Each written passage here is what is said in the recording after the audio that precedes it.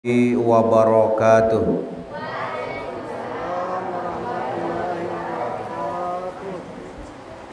Alhamdulillahillazi arsala rasulahu bil huda wa dinil haqq liyuzhirahu 'ala dini kullih wa kafa billahi shahida.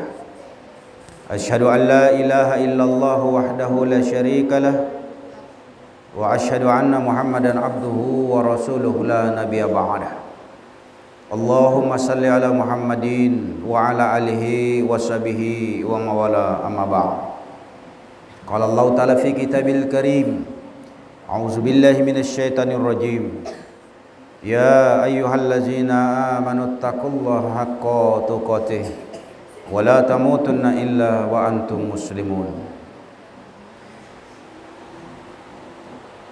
Bapak Ibu jamaah salat Isya dan tarawih yang dimuliakan Allah Subhanahu wa taala. Mari kita senantiasa memanjatkan puji syukur kehadirat Allah Subhanahu wa taala yang dengan limpahan rahmat, karunia, hidayah yang diberikan oleh Allah kepada kita sekalian, hingga pada malam hari ini kita masih bisa melaksanakan sholat isya berjamaah, dan insya Allah nanti akan kita lanjutkan dengan sholat tarawih berjamaah pula. Salawat dan salam kepada Rasulullah mudah-mudahan selalu tersampaikan kepada junjungan kita Nabiullah Muhammad sallallahu alaihi wasallam. Berkat perjuangan beliau, pengorbanan beliau, mujahadah beliau, Islam sampai kepada kita sekalian. Bapak Ibu majelis jamaah sholat isya dan tarawih yang dirahmati Allah Subhanahu wa taala. Malam ini kita sudah masuki hitungan keberapa, Bu? Ke-8 dan 9. Oh, 9 dan 10 berarti ya. Sampai lupa hitungan, Bu, ya. Karena mungkin sudah seriusnya melaksanakan ibadah puasa, tidak mau tahu lagi hitungannya berapa, yang penting kita puasa. Jadi malam ini kita masuki hitungan yang ke-9. Perintah puasa yang diwajibkan oleh Allah kepada kita sebagai ujian Allah kepada orang-orang yang beriman saja. Jadi puasa itu Allah tidak suruh kalau orang tidak beriman.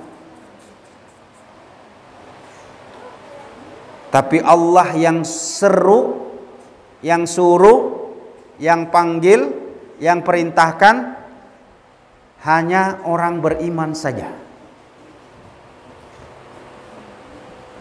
Jadi kalau tidak beriman, dia tidak ada kewajiban. Kenapa? Karena kata Allah, ya ayyuhallazina amanu kutiba alaikumus syiyam kama kutiba alal ladzina min qablikum la'allakum tattaqun.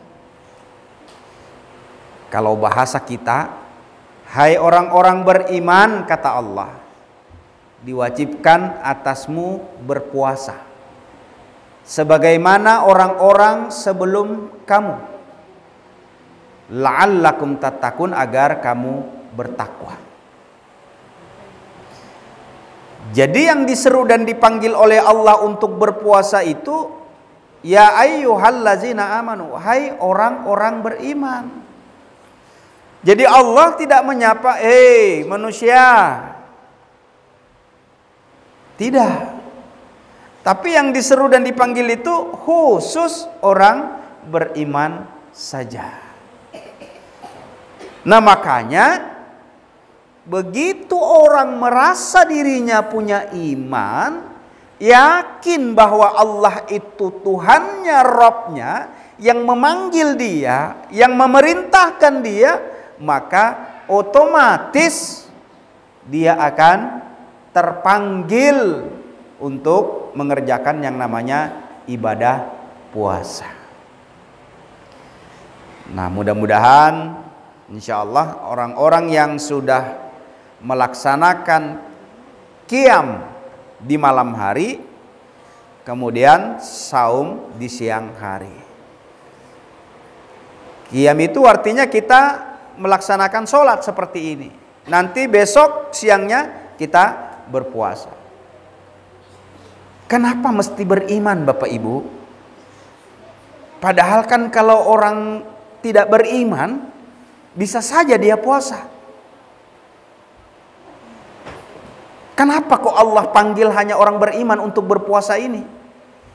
Bisa saja orang yang tidak beriman melaksanakan ibadah puasa itu, tapi tidak ada jaminan kalau dia benar-benar melaksanakan ibadah puasa. Puasa anak-anak kita yang kalau kita latih dari kecil itu, dari TK sudah diajarin sampai SD, sampai SMP. Yang TK itu kalau sudah kita latih dari habis zuhur mungkin dia buka. Nanti besoknya pelan-pelan jam 1. Nanti hari berikutnya jam 2. Itu melatih anak-anak. Tapi puasa yang disyariatkan kepada orang-orang yang beriman ini, dia menahan haus dan lapar dan segala sesuatu yang dapat membatalkan ibadah puasa dari sejak fajar terbit sampai nanti matahari terbenam. Jadi masuk waktu subuh sampai nanti menjelang maghrib, disitulah kita berpuasa, menahan haus, menahan makan, dan menahan segala sesuatu yang dapat membatalkan ibadah puasa. Nah, kalau ukuran kita tahan atau tidak menahan haus dan lapar, anak-anak yang kecil kita latih saja itu insya Allah pelan-pelan bisa nanti dia sampai sehari kalau dilatih. Jadi jangan sampai kita melatih anak-anak itu salah juga. Dipaksakan dia merengek, zuhur, asar mau makan aja. Kita paksa saja, jangan ya. Karena puasanya anak-anak itu memang harus dilatih dulu. Nah, anak TK SD saja secara fisik dia mampu dan bisa menahan haus dan lapar. Tapi persoalannya puasa ini tidak hanya sekedar menahan haus dan lapar itu. Karena puasa ini disyariatkan, segala sesuatu yang dapat membatalkannya juga harus dijaga.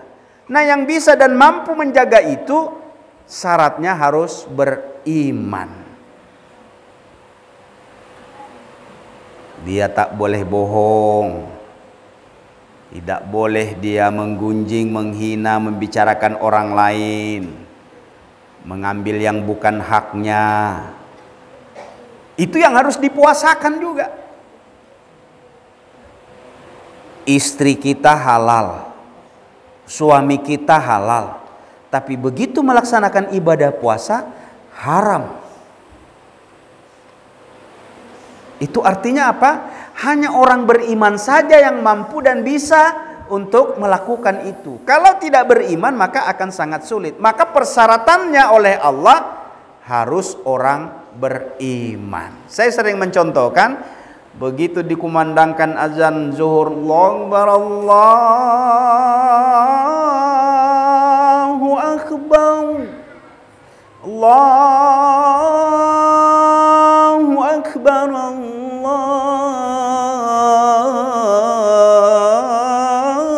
Akbar. Waktu zuhur ya, bukan maghrib. Kalau azan seperti ini kita waktu zuhur, bisa jadi nanti orang buka. Begitu azan zuhur dikumandangkan, matahari panas, kita haus, lapar, letih dan lesu.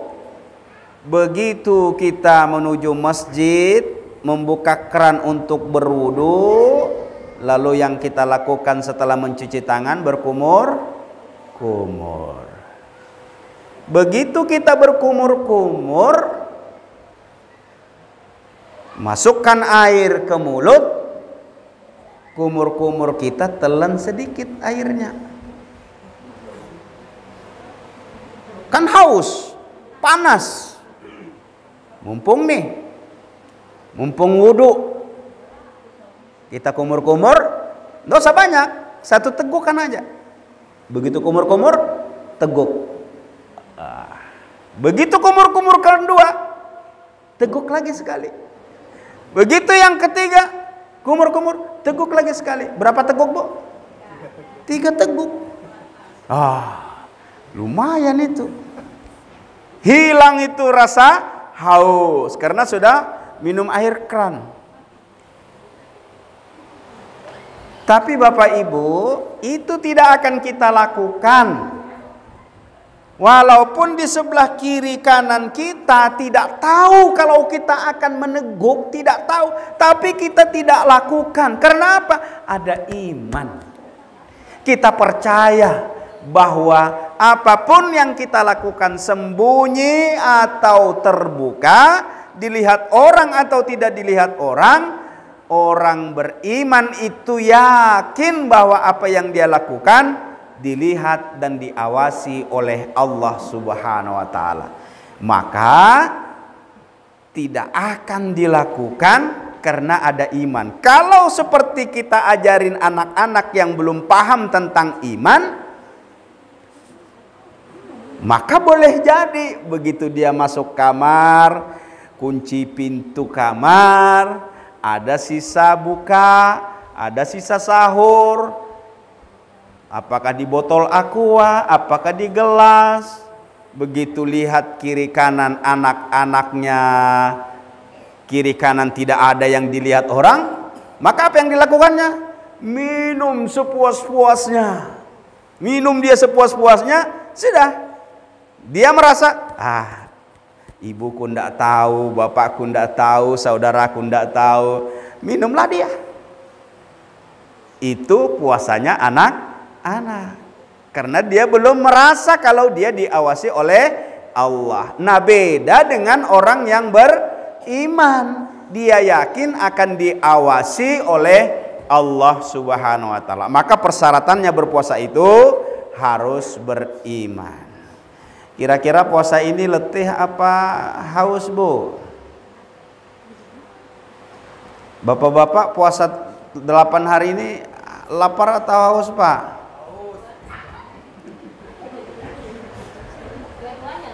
Nah, itu yang pas. Jadi puasa itu dua-duanya kita rasakan. Haus iya, lapar juga. Kenapa? Ya karena apa? Kita memang tidak ada asupan makanan. 8-9 jam sehari tidak ada asupan makan, pasti kita menjadi lapar dan haus. Sengaja kita memang dilaparkan puasa itu. Kadangkala orang bilang, aku ndak ngerasa apa-apa, bah. Itu perlu dikaji lagi tuh kalau ada orang bilang aku nggak merasa apa-apa. Karena puasa itu memang tujuannya untuk kita lapar dan haus.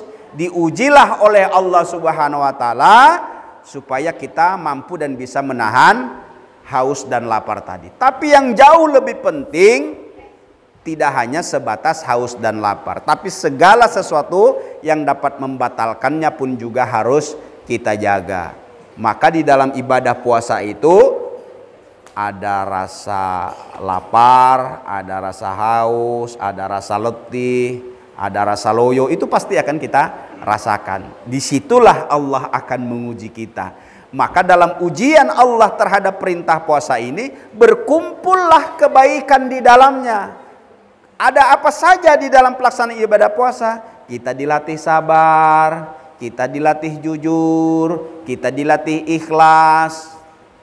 Jadi kalau belum waktunya berbuka puasa, ndak boleh kita. Walaupun mungkin, sisa 5 menit ini, ndak apa-apa ini saya buka dulu, ndak bisa. Atau menjelang sudah subuh masuk, azan sudah mulai dikumandangkan di masjid, lalu kemudian kita mau minum lagi, ya nggak boleh. Jangan kita, ndak apa-apa lah ini kan baru azan, terus kita minum lagi, ndak boleh. Ya.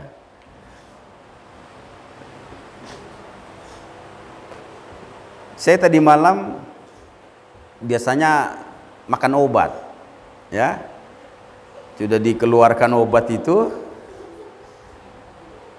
azan. Jadi sudah dipegang begini, ya akhirnya tidak jadi. Jadi tidak bisa kita, oh tidak apa-apalah ini, minum sedikit saja, tidak boleh. Maka di situ kita dilatih sabar, jujur, dan semua kebaikan-kebaikan di dalamnya ada dalam pelaksanaan ibadah puasa. Nah, Bapak Ibu majelis yang dirahmati Allah Subhanahu wa taala, kita berdoa kepada Allah Subhanahu wa taala, mudah-mudahan dengan puasa kita Allah akan memberikan ganjaran yang dilipat gandakan oleh Allah kebaikan-kebaikannya. Maka di dalam menyempurnakan ibadah puasa kita, kita jaga juga yang namanya lisan kita, hati kita, tangan kaki kita, semuanya dari hal-hal yang dapat membatalkan, jangankan membatalkan, yang mengurangi nilai puasa saja itu harus kita jaga. Misalnya membicarakan orang lain, menyinggung perasaan orang lain, apalagi sampai berkata bohong dan segala yang dapat membatalkannya. Nah, berdoa kita kepada Allah Subhanahu wa taala, mudah-mudahan ibadah puasa yang kita kerjakan ini dapat secara terus menerus kita lakukan sampai nanti di penghujung Ramadan. Jangan sampai kita justru belum selesai Ramadan sudah kita KO duluan. Ini dari hari pertama sempat penuh ke masjid ini? Atau memang jumlahnya segini? Oh, yang warganya sedikit. Ya, alhamdulillah. Ya, karena di mana-mana kalau sudah 1, 2, 3, 4, 5 malam itu biasanya jubelan sampai keluar tidak muat masjid, musola dan langgar. Ya, tapi ini memang berjauhan ya, di masjid-masjid yang lain juga banyak, tapi tidak mengurangi rasa semangat kita walaupun penduduknya sedikit, orangnya tidak banyak, tapi orang yang sedikit ini jangan lagi tambah sedikit, ya. Saling mengingatkan kita satu dengan yang lain, tetap bersemangat. Jadi bukan dinilai jumlahnya berapa, tapi kita bersemangat untuk melakukan amal-amal ibadah di bulan Ramadan. Apa yang ingin menjadi target kita di bulan Ramadan? Salah satunya kita mohon ampunan Allah Subhanahu wa taala. Banyak kesalahan, banyak khilaf, banyak maksiat, banyak dosa yang kita lakukan, maka inilah kesempatannya di dalam bulan Ramadan kita mohon ampun kepada Allah Subhanahu wa taala. Mudah-mudahan kita di dalam melaksanakan ibadah puasa ini sebagaimana kata Rasulullah, barang siapa man somara badana imanan wahtisaban gufirallahu maqaddamat min zambit. Barang siapa yang berpuasa di bulan Ramadan ikhlas, ya, ikhlas penuh keimanan, maka akan diampuni dosa-dosanya. Nah, itu yang ingin kita raih, supaya dosa-dosa yang pernah kita lakukan diampuni oleh Allah Subhanahu wa taala. Demikian Bapak Ibu silaturahmi saya pada malam hari ini. Mudah-mudahan kita dipanjangkan umur oleh Allah Subhanahu wa taala, diberikan keberkahan hidup, diistiqomahkan ibadah-ibadah kita sampai nanti menjelang Ramadan berakhir, bahkan sampai nanti kita keluar Ramadan pun tetap istiqomah untuk taat kepada Allah Subhanahu wa taala. Mudah-mudahan di lain waktu di dalam Ramadan ini juga ada kembali saya bisa berkunjung untuk bersilaturahmi dengan Bapak Ibu sekalian. Demikian, lebih kurangnya saya mohon dimaafkan jika ada hal-hal yang kurang berkenan. Wabillahi taufik wal hidayah. Assalamualaikum warahmatullahi wabarakatuh.